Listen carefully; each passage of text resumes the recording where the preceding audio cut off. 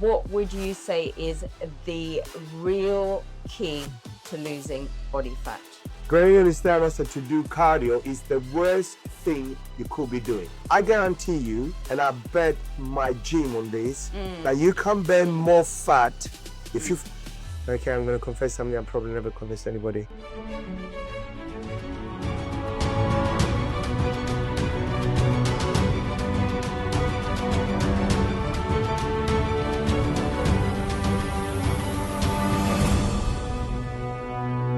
So thank you, Sav, for being here and answering these questions. Thank you for getting. You are the man with your knowledge, life experience as well, which is so valuable because training should be a part of everybody's life. Absolutely. Let's just get started. If you can give me a very brief overview of your journey. I know there's so much to it, but I'll keep it simple. Yeah. I started training in 81. Opened my first gym in 85. Then I sold that after 3 years, and then I opened MUSCLEWORKS in 88. Since 88, we've moved 3 times in the same area. And we're here now, and this is the biggest we've ever been in the sense of size as a gym. And we started doing franchises now, which we have quite a few sort of more or less signed up all over the country. Exciting stuff. So it's been exciting. It's been hard to get it right, and I'm still here. Excited for the future. Yes. That means you're going to be spreading more of MUSCLEWORK gyms over the country. I mean, it's a, to me, it's sometimes I don't see it. I have people coming all the time and said, "Oh, you've got the best gym. You're such a nice gym owner. You mix with your people. But I don't see it. I don't. To me, it's just a natural way of, Well, it's very inspiring, and it's very important for people to understand the benefits of building muscle in their training. You know, for so many reasons. The biggest thing I think is we live in an era that it's easy for people to get doing wrong things and get into a wrong way of life. I think this sport makes people become more aware of themselves, of their body, of their behavior, of their eating habits. Stop, the alcohol problems we have, drug problems, all that sort of helps. Of course. Muscles build your body, but build your mind. I love the fact that you agree that it's helping people with all kinds of things, not just aesthetic side of building, people that have mental health problems or alcohol problems, be in despair. It's not just about the aesthetics. It's so much deeper than that. And that's why a place like MUSCLEWORKS, you might not see it, but you just pick up the inspiration the minute you walk in the door. So definitely, guys, don't be scared. Just you're welcome to come and have a look. Come and have a look. If nothing else, exactly. Just come and pick up, and you will understand. For someone who just wants to get in shape and look good, what's your no BS guide to training? First of all, one of the first things they got to look at is their diet as well. They have to look at their diet, make sure you eliminate simple sugars and sugars from their diet. Anything that, basically my advice is to eat only God-given foods, natural foods. So natural foods from the earth. With training, the problem we have is at the moment is the power of the internet is that people can go on the internet and get advice. And I would say sometimes when I listen to the advice that is given, I want to pull my hair out.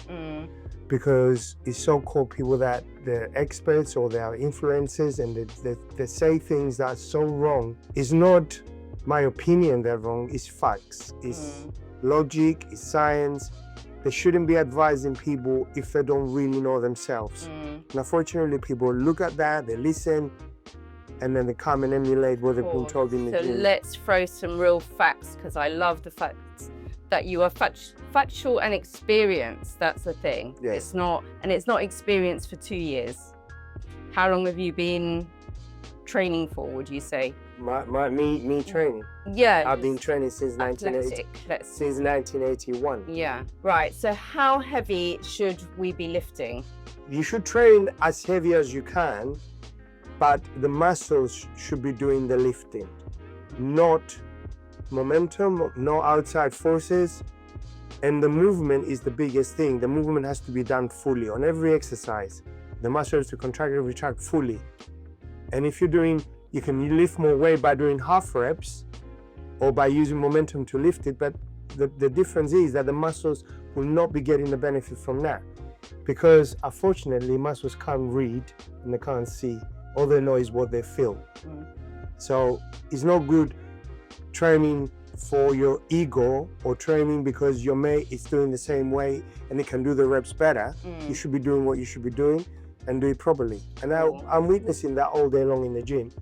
I try to put it right, but it's not easy. So lower the weights, guys. Put the load on the working muscle. Don't ego lift. Don't try and be cool. Okay, how many reps and sets should we be looking at doing? Well, it depends. You see, the execution of the set, if it's better, then you can do less sets. So for each muscle, I would say you choose the best 2 exercises, maybe 3, and you do 3 sets, 3-4 sets each.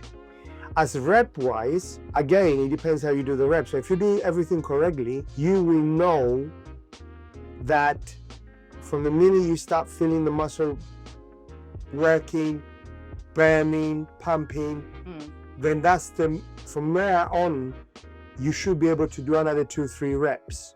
And when you do those reps and you can't do any more, then the likelihood is that you've done the set fully correctly. And I would say the maximum should be 12 reps.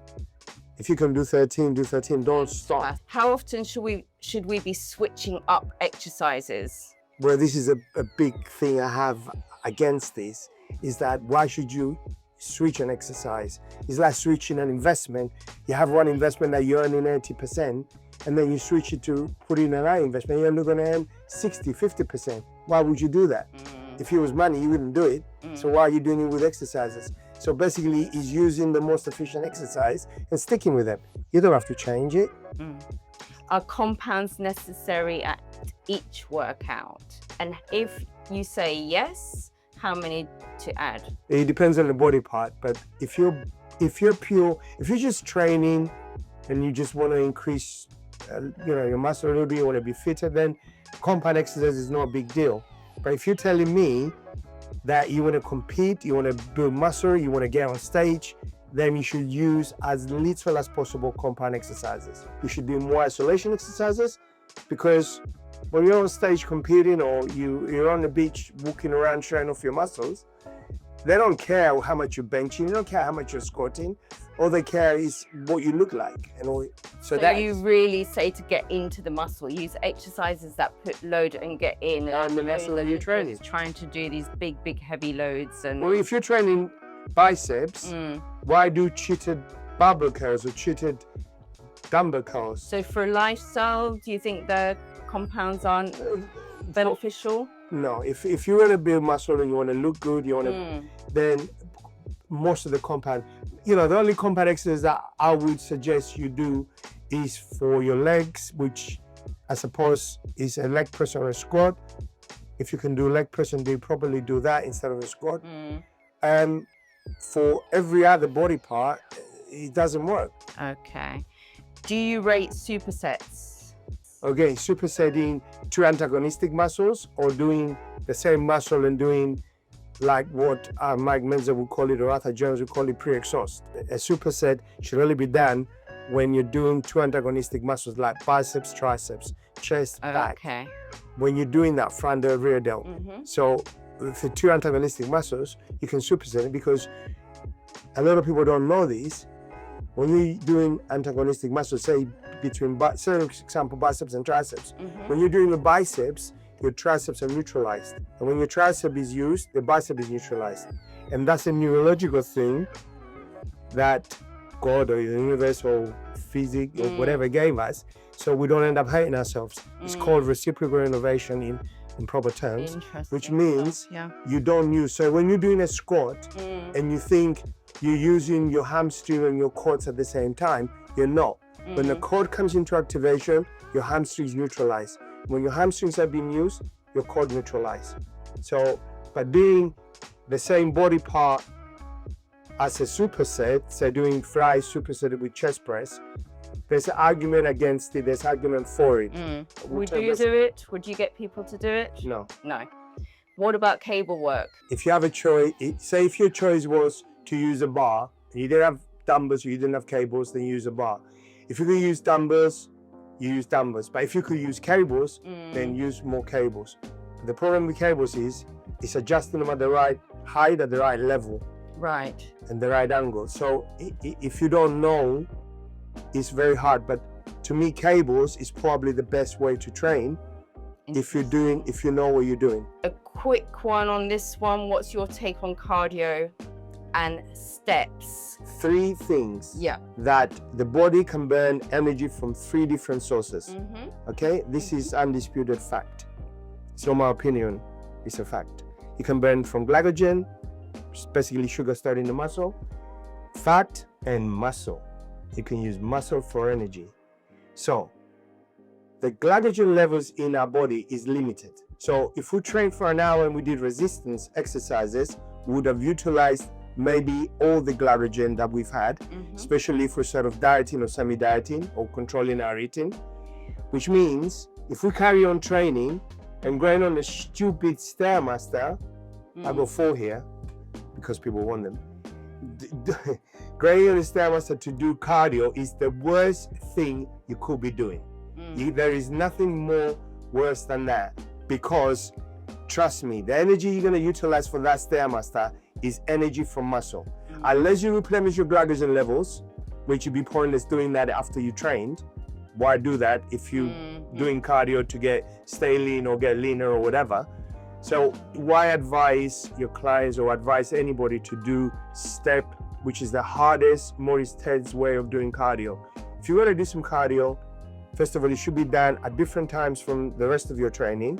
Maybe have a meal, a couple of meals, then go back and do the cardio, or don't do it at all. I guarantee you, and I bet my gym on this, that you can burn more fat if you finish training, went home, rested, didn't do any cardio. Your body will burn more fat than it will burn doing that stupid cardio straight after training. And doing the stepper, which is, if you want to do some cardio, even at any time, why? You train legs, you do your legs, you train. Why go on a stepper that's going to utilize so much glycogen, utilize the muscles a lot? For what? Go and do some slow walk.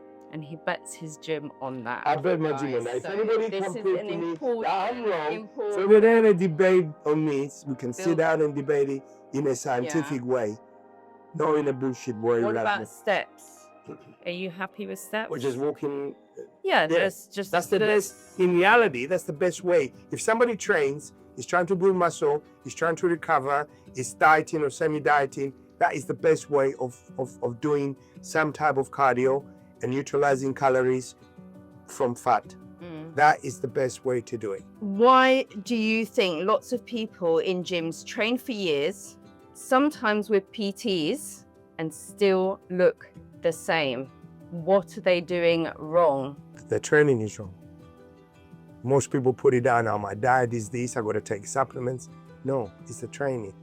Because what happens is, if you're training wrong, in the beginning, you will gain muscle. Then, if you wanna build more muscle, you have to train to maintain what you've already built and then build on top. But how are you gonna do that when your training is so inefficient? So you stagnate.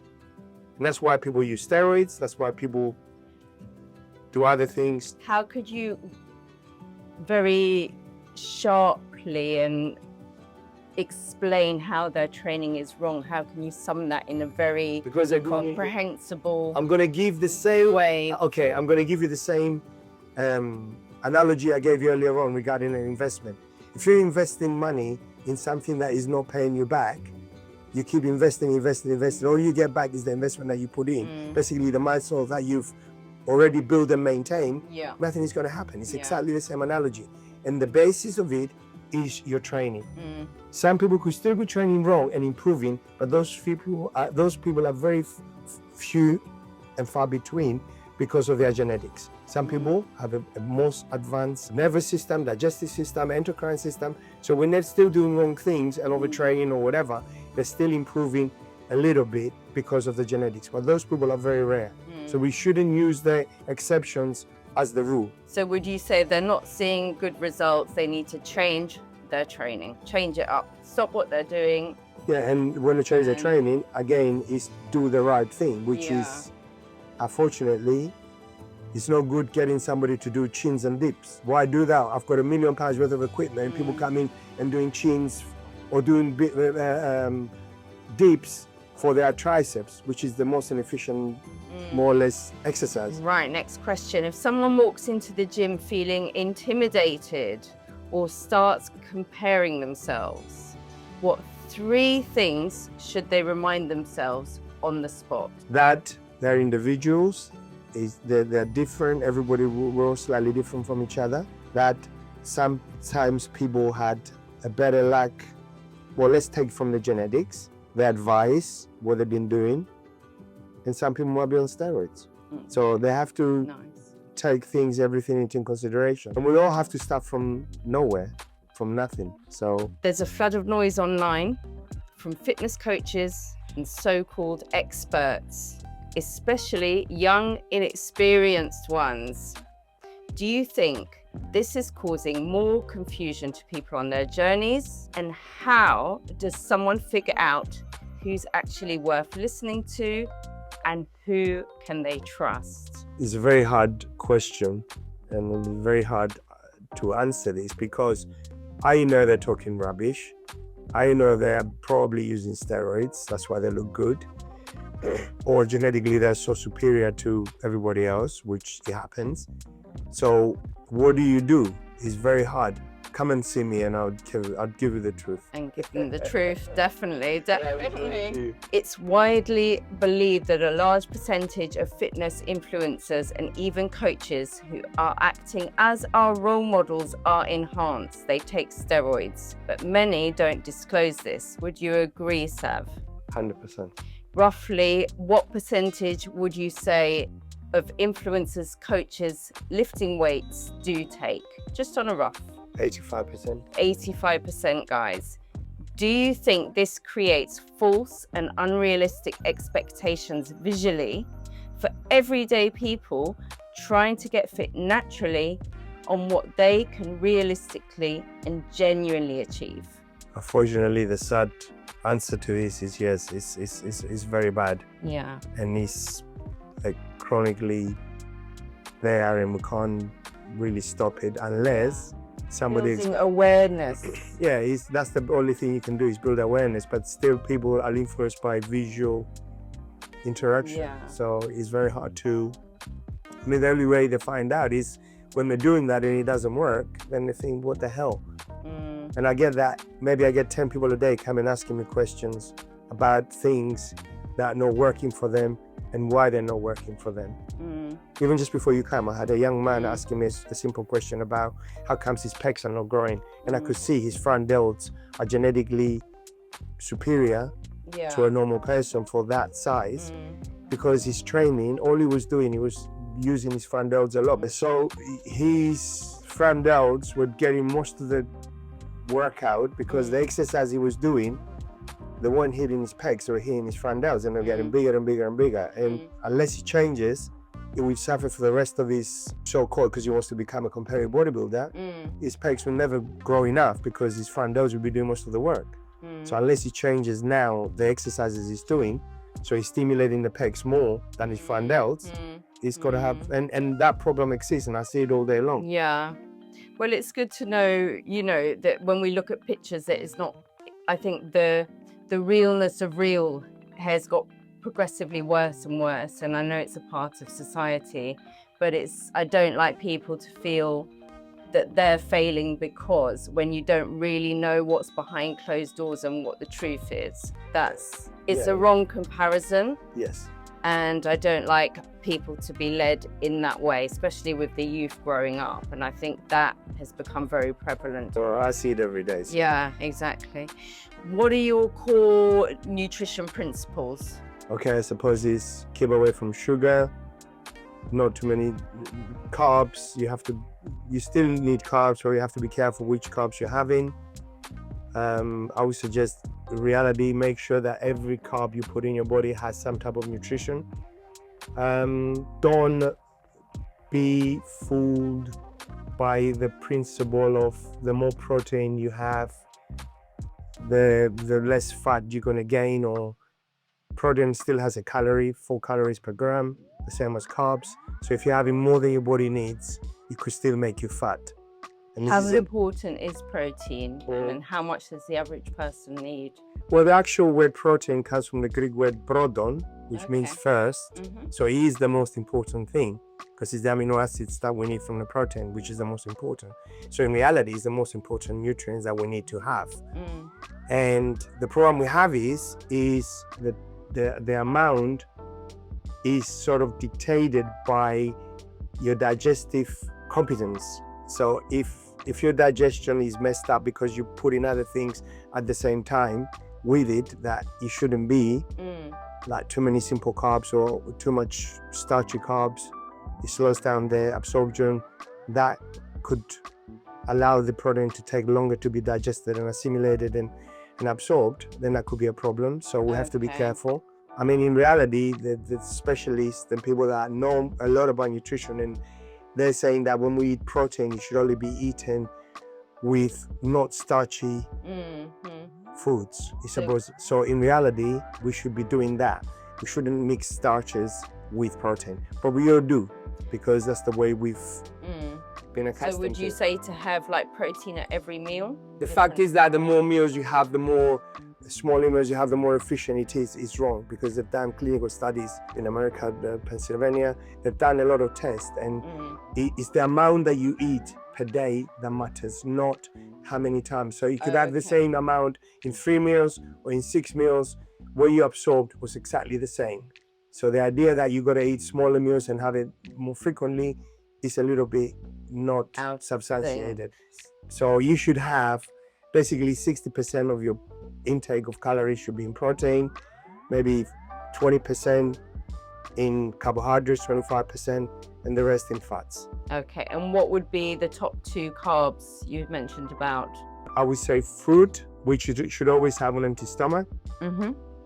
And as a starchy carb, I would say sweet potatoes, boiled potatoes, not roast boiled, because it changes the structure when they're roasted. What would you say is the real key to losing body fat? Take less calories than we're using, and make sure the calories, your food intake is balanced, like I said, with the carbs and fats. Learn to eat calories that are nutritious and have a balance in everything. So don't have too much protein and too little carbs or too little fats like we used to do in the bygone days when we used to compete and stuff, which was completely wrong. Just balance it out and make sure you know exactly how many calories you're having. If you have a few less every day than what you're using, you will lose body fat. It's inevitable. I love what you said about the foods from the earth. Yeah, but that's for a way of thinking about things. Just say it comes from the earth. Well, why? Because it will be easier digested. It won't create other problems in your gut. It won't create problems in your intestines. And it's in reality is. Yeah. But unfortunately, we don't live in that world as much. I try and eat things that I got given. I don't have anything that's, my diet is simple. No guilty secrets then? Behind the scenes of Ben and Jerry's? No? I have another ice cream for you. No, I mean, I might have a little Isn't in the cupboards. No, I might have a bit of cheesecake or something like that if I'm somewhere and it's a birthday or something. Yeah. But I don't drink alcohol. Because when I came in this country, I was 14 years old by myself. I said to myself, I'm not going to do anything that could derail my life. So, no gambling, no alcohol, no drugs, no anything that could create a problem in my life. And I stuck by that. And that's the truth. quick one. What's your opinion on training fasted? It all depends on what your diet consists of. And also it depends, if you're not on keto diet, don't ever do that, okay? Because your body will utilize muscle for energy when your blood sugar level is low, your glycogen levels are low. You know, you could come and train, it depends what you had on your last meal. If you had a lot of starchy carbohydrates, there is no problem.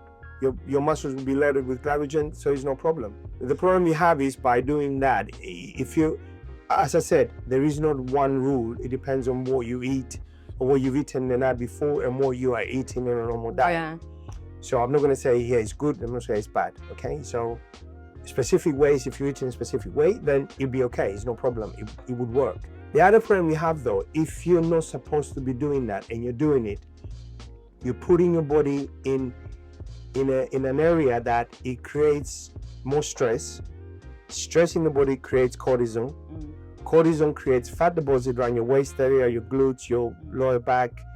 And the reason is because when your cortisol levels go up, your body extracts sugars and amino acids from the muscle and it stores it around the waist area in case you need it later on. And that's why I have people coming up to me and say, I'm losing body fat everywhere, but I'm not losing them. So when I question them, I said, you're doing fasted cardio, you're doing this, you're doing cardio after training. Every time I say that, the answer is there. It's like a preconceived ideology that it's going to happen, and it happens. And don't you think also the cardio thing makes people hungrier, so they're putting more stress? Well, the idea that you're going to burn so many calories by doing cardio, you're forgetting you're going to go and do cardio for an hour. Don't forget in an hour, you're already going to burn calories, even if you're just walking about, scratching your head or picking your nose. You're still going to burn calories. But, you know, you're not burning as much as you think you're burning. But again, is where those calories are coming from that is the question. That's why people say, oh, I did a lot of cardio and lost muscle. Yeah, because you was using muscle for energy. Why should you lose muscle? Even people that using steroids and doing that, they don't lose as much muscle, but they still lose muscle. But that's what saves. So you have somebody in authority that looks good, that looks brilliant, takes a lot of steroids, that stops the body going to catabolic state because of the steroids. So he gets away with it, and he's advising his clients to do exactly the same thing. Exactly. And then it doesn't work. We lose muscle like vroom. If I do cardio, it's gone. You look brilliant, so you don't need fruits of the earth and a balanced life. That's it. That plays very, because a little stress in life creates a problem anyway with cortisol levels. And you know, the stresses of life, just living in London creates, you know. Of course. But imagine if you add more to that by doing things that are wrong. This is about you and your mindset. Okay, you've clearly stayed driven, focused, and motivated all of your life. I put over the years, but I'll say all of your life. What keys helped you keep the mindset necessary to conquer and push through with all the stress that life throws at us? Visualization. Somebody gave me a book once about visualization, and I started reading it, and I'm thinking, this is what I do. I don't need somebody else to tell me. I'll do that anyway. And visualizing what you need to achieve and what you need to do, but do it in small stages. I've never done anything in big stages in my visualization. I think, okay, this is what I'm going to do. This is how I'm going to try and do it. And by being honest and straight in life, by gaining respect from people, because you can't buy respect, it helps. And the biggest thing that I think has helped me is increasing my knowledge about everything. That extra knowledge actually helped me get my first mortgage to buy my first gym in Tottenham, Bodyworks, which I created Bodyworks in the beginning. And when I went to borrow money from the bank manager, to cut the long story short, I knew something historically about his background. He was Armenian. And I said something to him that he was shocked that I knew about it. And it was at the time you could get a mortgage by just speaking to the manager, not like now. And he gave me the mortgage to start my business.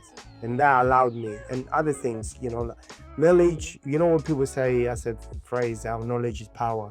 It does help you understand things better, look at things in a better way, understand when things economically are wrong in life. And how did you stay on your purpose? Did you not have like down days and lose positivity? How do you keep that strong self-belief to drive it forward? Okay, I'm going to confess something I probably never confessed to anybody. We said, this is not going to beat me. I remember driving home late at night because I had to travel, go back home, work late, falling asleep. And I remember falling asleep at the wheel of the car, and I'll be banging my hand on the steering wheel. And I'll be saying, this is not going to beat me, this is not going to beat me. And it didn't beat me. Apart from once I fell asleep and smashed the car up. But that was early time. Yeah. And that was because I was a bit stubborn, because what I should have done is I should have stopped, parked the car, slept for 10 minutes in the car, and I would have gone home. But because I was a bit stubborn. But the thing is, this is not going to beat me. And I try and find ways, understand things, learn things. Yeah. And you are a creator. Thank you. Out and out. What's a lesson you've learned outside the gym that shaped you the most? Listen to a lot and believe little. Listen to a lot and believe little. Yes. Perfect. I don't know anything else. I mean, that gives food for thought on my side anyway. I just want to say a massive thank you. Well, it's been absolutely fantastic. You have inspired me just walking in here.